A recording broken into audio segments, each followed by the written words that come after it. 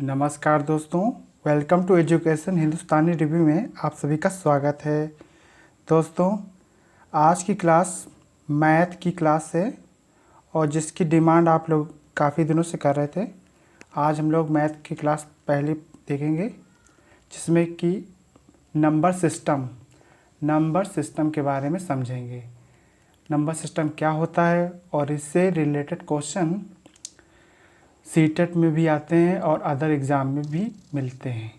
चलिए देखते हैं। और ये क्लास 0 से हीरो तक की, यानी कि जो भी स्टूडेंट है नया या फिर जिसने मैथ को कभी छुआ नहीं है, वो आज समझ जाएगा कि मैथ में होता क्या है, क्या प्रॉब्लम है, सारी सॉल्व हो जाएंगी।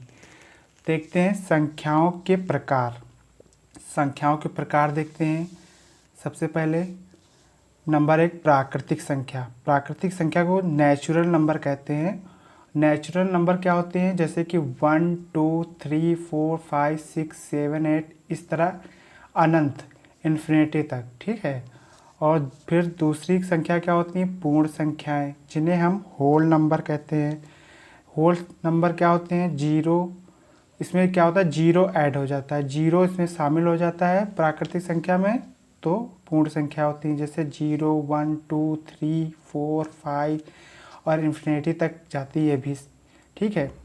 फिर पूर्णांक संख्या देखते हैं। पूर्णांक संख्या क्या होती हैं, इंटीजर नंबर, ठीक है। इंटीजर नंबर में क्या होता है, इसमें हमें जीरो भी देखने को मिलता है और धनात्मक और ऋणात्मक दोनों प्रकार की संख्याएं देखने को मिलती हैं, ठीक है। जैसे -3 -2 -1 0 +1 +2 +3 +4 ऐसे करके इधर भी जाते हैं अनंत तक, इधर भी इन्फिनिटी तक जाते हैं, ठीक है। फिर देखते हैं क्या होता है कि सम संख्याओं को आप लोग अक्सर सुने भी होंगे, जानते भी होंगे, नहीं जानते तो उनको कहते हैं इवन नंबर। इवन नंबर होता क्या है, जो संख्याएं 2 से पूर्णतः विभाजित हो जाती हैं। मतलब 2 से आपने अगर किसी संख्या को भाग दिया है तो अगर वो पूरी कट रही है, ठीक है। पूरी कटने का मतलब क्या है कि जैसे कि आपको दो को 2 से भाग देना है तो 2 से 2 में कट जाएगा, 2 को 4 से भाग देना है तो कट जाएगा, ठीक है। और इसके बाद अब देखते हैं कि विषम संख्या क्या होती है। विषम संख्याएं सम के बाद होती हैं विषम संख्याएं जस्ट अपोजिट होती हैं और उनको कहते हैं ऑड नंबर। ऑड नंबर क्या होता है, जो संख्याएं 2 से पूर्णतः विभाजित ना हो, जैसे कि 1 3 5, अगर इनको 2 से भाग दिया जाए तो पूरा नहीं कटेगा, ना 3 कटेगा, ना 5 कटेगा, ना 7 कटेगा, ना 9 कटेगा, ना 11 कटेगा, ठीक है। आगे देखते हैं। फिर हम देखते हैं भाज्य संख्या क्या होती हैं, कंपोजिटिव नंबर इनको कहते हैं इंग्लिश में। और इसमें वो संख्या पाई जाती हैं जो एक के अतिरिक्त कम से कम एक अन्य संख्या से भी विभाजित होती हैं। जैसे कि अगर हम 4 को 1 से भाग दें, 1 से 4 को भाग दें तो कट जाएगा, 4 1 के पहाड़े में 4 आता है, ठीक है। और 4 2 के भी पहाड़े में आ जाता है तो कट जाता है। इसी तरीके 6 है, 6 जो है 1 से भी भाग चला जाएगा और 1 3 के पहाड़े में भी कट जाता है और 6 के पहाड़े में भी कट जाता है। 8 भी ऐसे ही होता है, 2 के पहाड़े में कट जाएगा, 4 के पहाड़े में कट जाएगा। मतलब भाग देने पर इसको अगर हम भाग देंगे 4 से 2 से जिससे भी दें, अगर कट जा रहा है तो भाज्य संख्या। और एक बात और दोस्तों, अक्सर एग्जाम में पूछा जाता है कि सबसे छोटी भाज्य संख्या कौन सी होती है, तो आप बताएंगे सबसे छोटी भाज्य संख्या जो होती है 4 होती है। कौन सी होती है, 4, ठीक है। अब देखते हैं अभाज्य संख्याएं। अभाज्य संख्या कौन सी होती हैं, जिसे हम प्राइम नंबर कहते हैं। इसमें वो संख्या होती हैं जो एक और वह स्वयं के अतिरिक्त अन्य किसी संख्या से विभाजित नहीं होती हैं। जैसे कि 2 को अगर हम 2 से भाग करेंगे तो कटेगा 2, ठीक है, भाग चला जाएगा। 1 से भाग देंगे तो भाग चला जाएगा, 3 को 3 से भाग देंगे कट जाएगा, 1 से भाग देंगे तो कट जाएगा। लेकिन अगर हम इसको 2 से भाग दें तो 2 अगर यहीं पे अगर हम 3 को 2 से भाग दें तो नहीं कटेगा पूरा, ठीक है। मतलब दूसरी संख्याओं से नहीं कटेंगी, अभाज्य संख्याएं वो होती हैं, ठीक है। इसमें सबसे छोटी अभाज्य संख्या कौन सी होगी? 2, ठीक है। अब देखते हैं परिमेय संख्याएं, ये बहुत इंपॉर्टेंट है, अक्सर एग्जाम में देखी जाती हैं। परिमेय संख्या कौन सी होती हैं? इन्हें कहते हैं रेशनल नंबर। वे संख्याएं जिन्हें P/Q के रूप में लिखी जा सकने वाली संख्याएं होती हैं, जहां Q का मान शून्य ना हो। मतलब कि अगर P/Q मतलब अंश और हर के बटे में लिखा जा रहा है, अंश और हर के बटे में, ये होता है अंश, ये होता है हर, अगर बटे में लिखा जा रहा है और Q हर जो है शून्य ना होना चाहिए, जीरो ना होना चाहिए। जीरो हो गया तो इन्फिनिटी में चला जाएगा, तो वो परिमेय संख्या नहीं होगी। तो जैसे उदाहरण में क्या है, 5, 7, 22/7, 7/9, 1/5। अब आप पूछेंगे कि 5 कैसे P/Q में है? अगर 5 इसलिए होगी क्योंकि 5 के बटे में 1 भी हो सकता है, ठीक है, इसको 1 मान लिया जाता है, तो ये परिमेय ही संख्या हो जाएगी, ठीक है।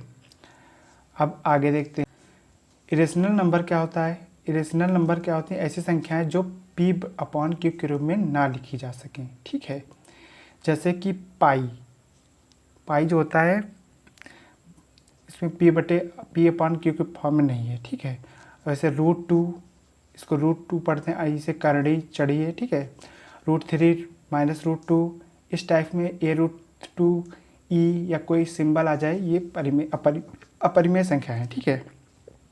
चलिए अब अंक क्या होता है, डिजिट के बारे में समझते हैं। बहुत लोग समझ नहीं पाते हैं डिजिट क्या होते हैं और नंबर्स क्या होते हैं। डिजिट क्या होते हैं? डिजिट किसी भी संख्या को व्यक्त करने के लिए हम कम से कम 10 अंकों का 10 जो है अंक होते हैं, उन्हीं का ही मिला जुला के नंबर्स बनाए जाते हैं। जैसे कि 1 0 1 2 3 4 5 6 7 8 9 10, ये 10 है, ठीक है। और इन्हीं को आगे पीछे करके संख्याएं बनाई जाती है। ये संकेत होते हैं 9 तक, इन संकेतों का प्रयोग करके संख्या बनाई जाती है। और ये 10 संकेत होते हैं, इन्हीं को अंक कहते हैं, ठीक है। अब हम स्थानीय मान आता है एग्जाम में कि स्थानीय मान निकालिए, तो आप इसको भी समझ लीजिए स्थानीय मान होता क्या है। स्थानीय मान को कहते हैं प्लेस वैल्यू। अगर हम मान लें कि ये कोई संख्या है, दी गई है, कितनी संख्या है? इकाई, दहाई, सैकड़ा, हज़ार, 10,000, मतलब 63,251 संख्या दी गई है। और हमसे पूछा जा रहा है कि इन सभी का स्थानीय मान बताओ, प्लेस वैल्यू बताओ। प्लेस वैल्यू क्या होगी? अगर हम बात करें तो 1 की प्लेस वैल्यू होगी 1। अगर यही 5 की प्लेस वैल्यू पूछेगा, यानी स्थानीय मान पूछेगा, तो होगा क्या कि 5 तो नोट कर देंगे, लेकिन इसके आगे जो अंक है, जितने अंक होंगे उसके वही उतने जीरो लगा देंगे, यानी 50। इसी के आगे 2 का अगर स्थानीय मान पूछा जाता है तो 2 लिख देंगे, और इसके आगे के जितने भी अंक हैं 1 2 उतने जीरो लगा देंगे, ठीक है। फिर इसी तरीके से 3 का देखते हैं। 3 नोट करेंगे और उसके आगे जितने भी अंक हैं 1 2 3 जीरो लगा दिए, ठीक है। इसी तरीके से 6 को देखते हैं। 6 का स्थानीय मान पूछता है कि 6 का बताओ, तो 6 के आगे जितने अंक हैं 1 2 3 4, तो 6 लिखा, 1 2 3 4 अंक, 4 जीरो लगा दिए, ठीक है। इस तरीके से स्थानीय मान निकाला जाता है। अब समझते हैं जातीय मान क्या होता है। क्वेश्चन आता है जातीय मान बताइए, तो जातीय मान या अंकीय मान, इसे कहते हैं डिजिट वैल्यू, ठीक है। इसको भी निकालना आता है, निकालना सीखना चाहिए, क्योंकि ये भी एग्ज़ाम में पूछा जाता है, सीटेट में भी और कॉम्पिटिटिव एग्ज़ाम कोई भी हो, बीएड एंट्रेंस या कोई भी। तो उसमें क्या है, कैसे करते हैं, चलिए देखते हैं। अगर ये संख्या 63,251 दी गई है, तो इसमें पूछा जाएगा कि 1 का जातीय मान या अंकीय मान बताओ, डिजिट वैल्यू।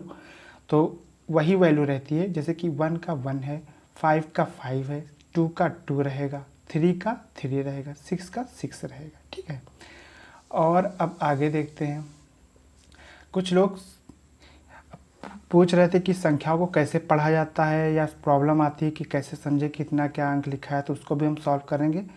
इसमें देखते हैं संख्याओं को पढ़ना कैसे है। विस्तार रूप से आप लोग शब्दों में समझिए कि इकाई में 1 अंक होता है, दहाई में 2 अंक होते हैं, जैसे 10, सैकड़ा में 100, 1000 में 3 जीरो, 10,000 में 4 जीरो, 1 लाख में 5 जीरो, ठीक है, 5 जीरो, और 10 लाख में 6 जीरो, और 10 लाख को कहते हैं 1 मिलियन, ठीक है। और इसी तरीके से 1 करोड़ में जो होते हैं 7 जीरो होते हैं, और 10 करोड़ में 80, ठीक है। और 1 अरब में होते हैं 90, जिसको 1 बिलियन कहा जाता है। उदाहरण के लिए अगर हम इसको समझें तो ये इसको शब्दों में लिखो या विस्तार रूप में लिखो कहा जाता है। तो इकाई, दहाई, सैकड़ा, हज़ार, 10,000, लाख, तो इसको हम लोग इकाई, दहाई, सैकड़ा, हज़ार, 10,000, लाख ऐसे पढ़ेंगे, ठीक है। तो ये होगा 6 लाख। 6 लाख में कितने जीरो होते हैं? 5 जीरो। तो 5 जीरो लिखने 1 2 3 4 5, ठीक है। प्लस लगाएंगे और 23। उसके बाद जो है हज़ार में है, तो हज़ार में 1 9 से ऊपर है तो 23,000 हो गया है ना। 9 से जब तक 9 तक रहेगी संख्या, ठीक है, तब तक तो 1 डिजिट में है, यानी कि इकाई अंक में होगी। लेकिन जहाँ पे 2 में हो जाती है तो उसमें 10,000 के पार हो गया तो समझ लो उसमें 10,000 ही रहेगा। तो 23,000 लिखेंगे। 23,000 में 1,000 का मल्टीपल करेंगे यानी गुणा करेंगे। और उसी हिसाब से देखिए यहाँ पे 200 बनाना है तो इसमें 2 जहाँ है तो इसके आगे कितने अंक हैं? 2, तो उसे 100 से गुणा करेंगे।